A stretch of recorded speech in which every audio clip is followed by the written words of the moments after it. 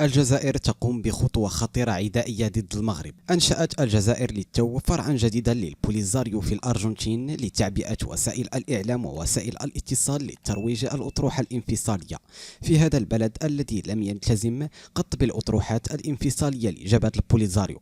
ومن الأهداف المعلنة لجعل الشعب الأرجنتيني متمسكا بأطروحة البوليزاريو ضد المغرب. إن الخيار الذي اتخذته الدبلوماسية الجزائرية بشأن الأرجنتين ليس بالأمر الهين، واستهدفت دولة تدعم المغرب في الدفاع عن سيادته على الصحراء في محاولة لخلق تأثير مخالف في وسائل الإعلام. وكانت الجزائر قد دعت بالفعل بعض هؤلاء الصحفيين إلى جنوب الجزائر لحضور مهرجان سينمائي نظم في مخيمات تندوف.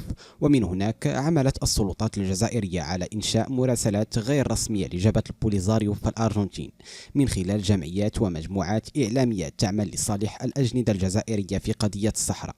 ساعد الصحفي الأرجنتيني فرناندو دوغلوس من بريوديستان في إنشاء هذه الشبكة. وذكرت وكالة أنباء البوليزاريو أنه رافقنا للترويج لهذه الشبكة مقدما تفاصيل حول مشاركته والواقع الصحراوي. ولا شك أن الجزائر التي تحرك خيوط الاستراتيجية المناهضة للمغرب دوليا ترى نفسها أكثر تورطا وغرقا في هذه القضية، في حين ترفض الاعتراف بوضعها كطرح ثاني في الصراع كما نص عليه مجلس الأمن الدولي القرارات.